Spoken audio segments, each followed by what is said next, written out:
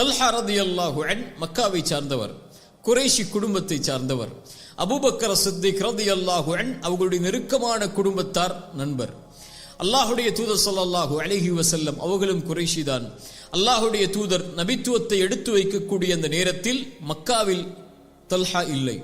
ஷாமிலே வியாபாரத்திற்காக சென்றிருக்கிறார். வியாபார குழுவை அழைத்துக் கொண்டு, மிகச்சிறந்த நேர்த்தியான நேர்மையான வியாபாரி, மிகப்பெரிய செல்வந்தர்.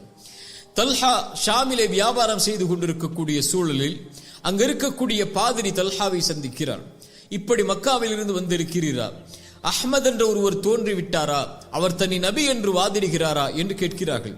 செய்தி அவர்களுடைய உள்ளத்தில் ஏதோ ஒரு குழப்பத்தை ஏற்படுத்துகிறது. விரைவாக வியாபாரத்தை முடித்துக் கொண்டு மக்காவை நோக்கி செல்கிறார்கள். மக்காவில் இருக்கக்கூடிய தோழர்களை பார்த்து கேட்டார்கள், ஏதாவது நான் சென்றபோது நடந்ததா என்று.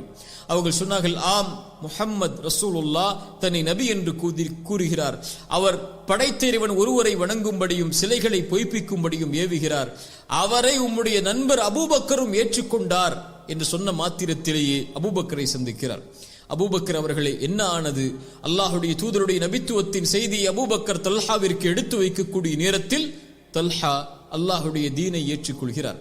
அல்லாஹுடைய தீனை அல்லாஹுடைய தூதரோடு ஏற்றுக்கொண்ட 8வது நபரில் தல்ஹா ஒருவர். அல்லாஹுடைய தூதர் ஸல்லல்லாஹு அலைஹி வஸல்லமுடைய தோழர் அபூபக்கருடைய கரத்தில் இஸ்லாமை ஏற்ற 5 தோழர்களில் தல்ஹாவும் ஒருவர். தல்ஹா ரலியல்லாஹு அன்ஹு அவர்களுடைய இஸ்லாமை ஏற்ப அல்லாஹுடைய தூதருக்கு மகிழ்ச்சியையும் உறுதியையும் கொடுக்கிறது.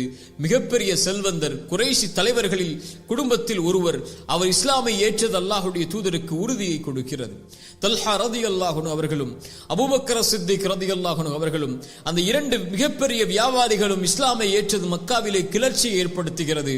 அதனால் குறைஷி தலைவர்கள் நௌஃபல் இப்னு குவைலித் போன்ற தலைவர்களை கொண்டு, குறைஷிகளை கொண்டு அவர்களை ஒரே கயிற்றிலே தல்ஹாவையும் அபூபக்கரையும் கட்டி வேதனைப்படுத்துகிறார்கள், மக்கள் பார்க்காத முறையில். அபூபக்கர் சித்திக் ரலியல்லாஹு அன்ஹு அவர்களும் தல்ஹா அவர்களும் வேதனைப்படுத்தப்படுகிறார்கள் குறைஷிகளாலேயே.